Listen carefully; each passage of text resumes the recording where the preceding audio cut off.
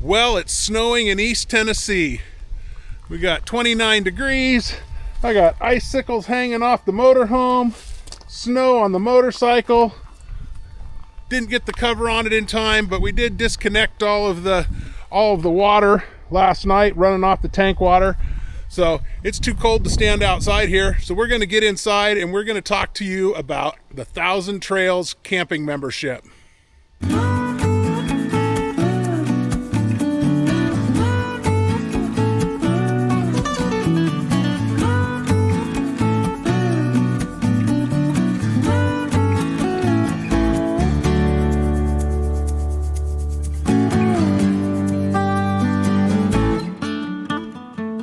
Welcome back to the Wild Blue Wanderers channel. I'm Scott, and somewhere over there is Ashley. And we have Willie and Loki, and Laurel's being good in her kennel. But this is what we have to deal with when we try to film on a snowy day. They have beans, and they've been cooped up all day. So Willie decided he wanted to be part of this video, at least for a minute. Yeah. So anyway, we wanted to talk to you guys a little bit about 1,000 Trails. And 1,000 Trails is one of those things we have heard mixed reviews about, right? So we've heard some people can't live without it, can't camp or do full-time living without it. And we've heard that some people absolutely despise it. And then there's those in the middle. So we're definitely not experts on it. We're trying to figure it out, and there's quite confusing stuff, but we're going to share with you some of the things we've figured out and some of the plans that we're looking at purchasing. Yeah. Look at that. Okay. Now we can get busy and actually share with you what we've learned in doing our own research. Yeah. And we'll even show you the first 1,000 trails that we've stayed at. Yeah, because, spoiler alert, we did purchase a plan, and we'll share that with you as well. Yep. So be sure to stick around to the end. So what exactly is 1,000 Trails? Well, for a simplistic definition, 1,000 Trails membership is a camping membership that you pay either in like an annual due up front, or a set fee, or you can make payments on it, and then you can utilize their campgrounds at no nightly camping fee. Right. So sounds pretty simple, right? Yeah, it gets more confusing from there. For sure. So the basic package is their annual camping pass, which gives you one of the 5 zones. So there's 5 zones around the country. Yep. And it gives you one of the 5 zones, and it allows you to stay in the campground for 14 days. Then you have to go out of the 1,000 Trail system and stay somewhere else, and then you can come back in and stay at another campground for 14 days. Yeah, so it's 14 days in and 7 days out, that kind of thing. Yep, and then you can only book 60 days in advance, so you got a 60-day booking window, and that's with the camping pass. So you got to pick one of your sections, and I think you can pay extra to have multiple sections if you want. But that's the basic annual pass, and then from there it jumps up to their memberships, which there's like 3 different levels of memberships, and their booking windows are anywhere from 150 or 120 days up to 180 days in their booking windows. And those ones are 21 days in, and you can go park to park. So you can stay for 3 weeks, then go to a different park, stay there for 3 weeks, and come back to the other park and stay for 3 weeks, as long as you can book those 3 weeks in your booking window time. Yeah. So those are some popular options that are currently available on their website. Right. That sounds pretty simple. Yeah. But then every now and then they throw out special offers, whether you're at an RV show or or any maybe from an RV dealer, or just a holiday special, Black Friday, whatever, Memorial Day. And from what it shows on the website, the memberships now are either a 2-year or a 4-year membership. But I thought I remembered when we were at one of the RV shows that they were talking about an 8-year or a 10-year membership available too. So again, there's a lot of stuff that we're not quite sure of. That's right. And that's just the new memberships that are on the website. And then you have to add in some used memberships on top of that. And used memberships are available online, or they even have a campground membership outlet, kind of like a timeshare outlet. But most of those that you can purchase that are used are going to be your lifetime memberships, and because they don't offer lifetime anymore. No. And there's all different tiers and levels and things on that. These are memberships that go back 50 years. And so they were different memberships all along. Now with those lifetime memberships, you have an annual membership fee, Yes. or dues, I guess it would be called. Yeah, or so you something. have the cost to purchase the membership, and I've seen anywhere between $2,000 for kind of the lowest tier, all the way up over $10,000 or more. And sometimes there's transfer fees on top of that too. Yes, and there's usually a transfer fee. Most of the time it's paid for by the purchaser. Sometimes the seller is desperate to sell and they're like, I'll cover that transfer fee. And I think those are like, I don't know, $750. So not a huge deal when it comes in the grand scheme of things.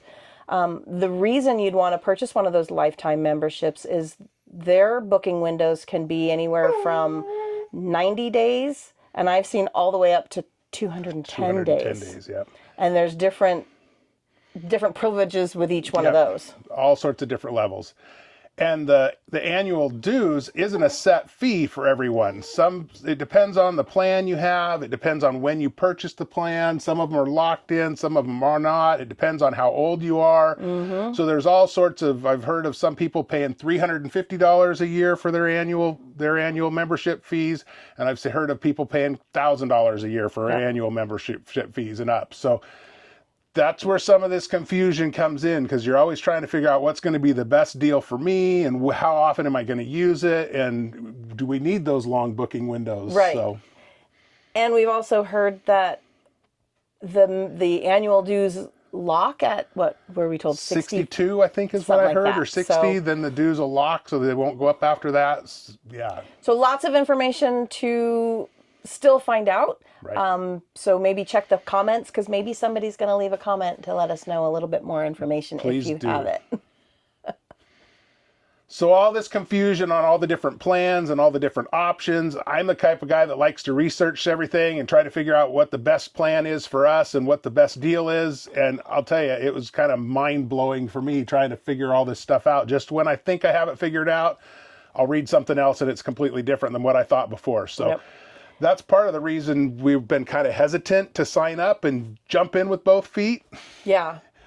Another reason, so we've been full-time for over a year, and we thought about it when we first started, but we're not resort or even really RV park type of people. So we do a lot of boondocking, especially out west. Absolutely. And we just weren't sure that we would utilize it enough to make it worthwhile. Yeah. And the first year, our RV park fees, if you look at our budget, we actually came in way under budget what we expected. We boondocked, we mooch docked, we stayed on our own properties, and way more than we thought we were going to. And so our expenses were way less. Way less. So if you haven't checked out that video, Scott will put a little thumbnail up there. Sure. But you know, we wanted to see how we traveled and how, really, and learn more about it, right? So we waited. So we've also watched some other YouTube channels like Big Truck, Big Travels and Our Everyday Getaway. And some of them, they've talked about how some of the 1,000 trails are kind of hit or miss. Some of their maintenances are kept up and they're in great shape. Others are kind of shoddy. Some are hard to get into for bigger rigs. Big rigs, or even got stuck a couple times. Yep. And so that's kind of part of the reason we were kind of like, is this really for us? And we spent most of our time out in the West, and we know places in the West where we can go into national forest and BLM land and camp for free, or we have lots of friends and stuff on the west side of the country. So that's part of the reason is like, I don't know that it's really, really something that's going to work for us. And then another reason, a big reason, especially for me, is we're not really planners. And so hearing, a lot of people hear 180 day or 120 day booking window is great. And I'm like, that's a lot of planning ahead of time. Right. So I have no idea where we're going to be in 180 days. What are you talking about? So that's not something that we're used to. Right. I'm trying to get better at planning, so we weren't sure if that was going to work for us as well. And I've also heard some people with the 180-day windows have actually had to wait up, till midnight to go book something because they knew where they wanted to be at one of the bigger resorts, and they've had to actually try to do everything they could to book it at that 180-day to get where they wanted to get. So, yeah, that's planning way far out, more than we're used to. Right. So those are some of the hesitations as to why we're just now looking into Thousand Trails. As we started looking further into Thousand Trails and learning more, we kind of honed in on, let's maybe start with the regional camping pass. We didn't have the long-term commitment with the regional camping pass, and we knew that for the next 8-9 months we were going to be down in the southeast and kind of covering that section. So just getting that southeast corner section actually fit where we're going to be pretty good. Right. And we also saw that there was quite a few in Texas as part of the Southeast as well. And with us having some family in Texas, it was kind of a bonus to be like, okay, well, I think maybe we could do this. Right. With Florida, it does only have 3 of the 1,000 Trails system. Yep. So with a camping pass, we had the option of purchasing an add-on, basically, of the Trails collection. Right. And what the Trails collection is what is it? Our RV resorts, Encore RV resorts, and just the Trails campgrounds. Trails campgrounds, which are kind of a higher tier. And the caveat with those that we found out is that they're private parks that are part of the 1,000 Trails. They're not really in the 1,000 Trails system, but they agree to work with 1,000 Trails members. Right. And they provide a certain number of sites for 1,000 Trails and for Trails collection members. Some places only have like 10 sites that are for them. So it can be really hard to get into, and some of them are super desirable. So but we decided to add that just on the chance that we could, well, and that opens up a whole lot more areas, especially in Florida, to have those trail collections, the Encore and the campgrounds. Otherwise, you just have those 3 choices. Yeah. So that opened a whole lot more. And for us, those all have like a 30-day booking window, and I think you're allowed 2 weeks. Is that correct? Yes. In those? Yes, and some of them have an additional charge, but it's minimum. Right.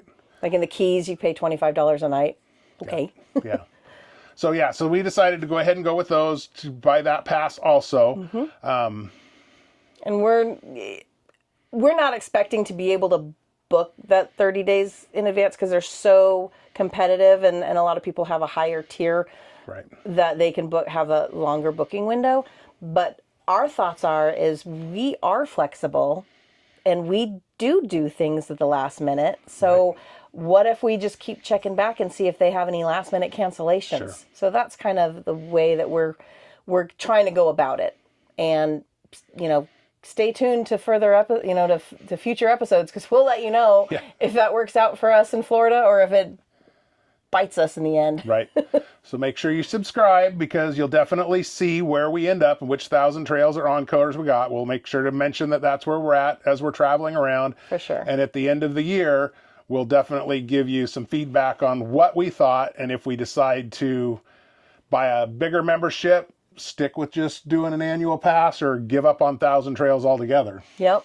We went with the Southeast with the Trails collection, and one of the main reasons we actually, pulled the trigger when we did was we were traveling, and not really on our route, but kind of on our way. Not far out of the way, so we had some friends. We had some friends, Deb and Joel from Chasing Our Sunshine. They were going to be staying in northern Alabama, and we're like, hey. At 1,000 Trails Park. Yes. So we decided that was a perfect opportunity to go ahead and sign up. It gave us that push over the edge that, hey, let's do it. We can go spend a couple days with our friends and and check out our first thousand Trails park. Yes. And it actually was quite impressive. Yeah, it didn't disappoint. It was, what was the name of that park? So we stayed at Hidden Cove in Alabama. Okay, that's right. It was a Hidden Cove Thousand Trails Park in Alabama. And it was really nice. We had lake views. Like, we didn't have a lake view from our camp. No, but there was a nice lake around there. They had boat docks. They had, it was full hookups. And they did put us with right across from our friends. Yeah. And you booked that one online, I think, initially. I booked it online, and I put a little note in the comment section and asked them if we could be kind of near them. Right. And then I think you did call, didn't you, the day before? I called just to make sure that they could accommodate our size, because we're basically a 40-foot motorhome towing a gigantic pickup truck. 26-foot worth of pickup truck and everything behind it. So and there was room. It was plenty big enough. Yeah. And I think you also told them that we were going to be late getting in because we got delayed. I can't even remember why we got delayed that day, but we got delayed getting out. It took longer to get there than we expected. Probably tire problems or something. So we didn't get in until 7 o'clock or something like that. It was dark. It was dark when we pulled in. And it was after hours. Yep. And it was really easy. They had a little guard gate, but when I called and let them know that we'd be after hours, she said, "Oh, no problem. We'll have your packet up at the front, and it has the gate code in it." So I was able to look for that, punch it in, and in we went. Yep. And it was a pretty. I would go there again. Yeah, absolutely. It was a nice park. It was. There was some full-time people there or seasonal people there, I think. But it was a clean park. Lots of green space. Lots of green space. Man. They didn't unfortunately have any off-leash dog park areas, and they did have some dog cleanup stations, but they were kind of far and few between. But they had them. But nice green space that you could walk the dogs. There was even a I'm aging myself, disc golf. Yep, and a disc golf course. Yep. And a clubhouse that you could go and play games, and it was like a little gathering room. I think they even had like a little church area there. Yeah. So yeah, it was a nice place, and I would definitely go back again. It was nice. It was a great experience for our first 1,000 trails. Yep. So it kind of set the bar a little high. They did have a little pool area and stuff too that we walked by. It wasn't a huge resorty pool, but it did have a pool. And so it was nice. It was a nice spot. Yeah. It kind of set the bar for, we'll be curious to see how other 1,000 trails compare. Right. Because we do understand that they're not all the same. Right. So far, that's the only 1,000 trails we've stayed at, but we do have 2 weeks planned around the Thanksgiving time at a campground in Texas, outside of the Dallas area. But that's only water and power. Yeah, so that's one of the things I've heard about 1,000 trails is you're not guaranteed full hookups. Most of them are partial hookups with the chance of full hookups. So we'll see how that works out for 2 weeks without draining the tanks. But I guess they have a truck that runs by that can drain them for you, or we can use our bladder and empty it and take it over ourselves too. So we'll figure that out. Again, stay tuned. We'll see how that works out. And doing the reservations, once you kind of get it down, it's okay. I started out, the first one I did online on my phone, and I quickly discovered that the website was not that mobile friendly or intuitive. Yeah, it leaves a lot to be desired. It's easier on the computer, but even on the computer, it's a little bit rough. You got to log in almost every time you go in and into one page and out of something else that asks you to log back in, and it's not as smooth. I'd like to just be able to quickly just click on what's available during this time and actually see what's available. But you have to go to each individual park, and every time you switch parks, you got to log back in, and then you got to put the exact dates in. It's hard to find a good window that just shows you an overview of what's open and what's not. But maybe it's there and I just haven't found it yet. So again, let us know. We're still learning this. Exactly. When we decided to make reservations for Texas, I went on the website and I saw that they only had water and power available and no sites with sewer. So I thought, this is a good opportunity to call, right? Because that has been some of the advice I've seen online at on some of the Facebook groups is just call them. And so I got on the phone and got a message that said, your wait time is greater than 30 minutes. And I went, oh. And then I remembered there's also a chat feature. So I went on the computer and then went on my phone, and I finally was able to find the little button that says chat. And I hit that, and I explained what I wanted, the dates that I wanted, what size rig we had. And within 1 or 2 minutes, I had somebody chatting with me, a live person, and they asked me a couple other questions. And within, I think the whole chat session was 5 minutes or less. And by the end of it, she did let me know that that's all they had was the power and the water, no sewer. And I said, that's fine. And so she said, well, I went ahead and booked you for the 2 weeks. And it was like bada bing, bada boom, done. Yep. So I really liked that chat feature. It worked good. Yeah. And then we got like 3 emails confirming it. Yes. 3 or 4 emails confirming. So I don't know if they like moved us, It didn't tell us what site it was in. No. It was the same dates and the same everything. Yeah. It just happened to come in like 4 different times a minute apart, different reservations. So we're reserved 4 times at least. So that's good. Yeah, but the same confirmation number. Yeah. So I'm good with that. So we'll see how the next day goes. But it's 2 weeks, and what the heck? Yeah. It'll be fun. It'll be fun to try it out. Like I said, we're not 100% sold on whether we want to be part of the system or whether we're going to like being in RV parks that often. But in the Southeast, there's not as many options for boondocking that we're used to in the West. Correct. So, now we looked at it and we figured out that we need to stay, 20 nights to break even, basically. Yep. Because, what did we pay? We paid, I believe I found an online coupon for the annual camping pass, and so it was 600 and I don't know, let's just say 650. And then I added on the trails collection, so we're right about $1,000 for the year. For the year. So we figure if we stay 20 nights, that's $50 a night. Yeah. Which is a really good price. Which is average, yeah. So if we stay more than that, and right now we've stayed 3 nights, and we've got another 14 nights scheduled. So we're gonna be right there, pretty close, just with these first 2 stays that basically come breaking even on a $50 a night camp spot. So. Yeah. So we're definitely gonna see if we can't try some out in Florida and possibly some more in Texas, maybe after Thanksgiving.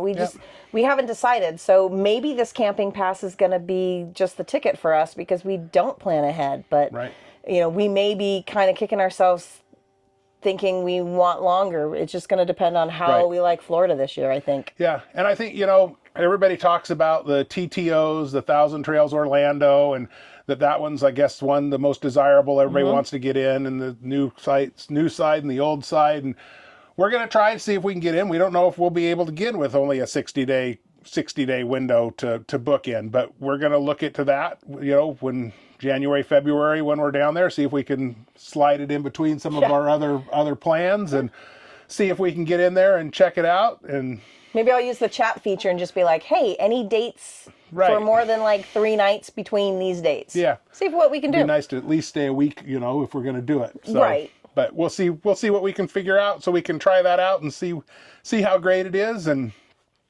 like I said, that's going to be we'll figure out by next year if we want to buy another pass, if we want to buy a pass that has a 180-day or 210-day window, or if we don't think we need that much, maybe a 120-day window is all we really need. So maybe we'll look at that. Those are all things we'll decide over this next year.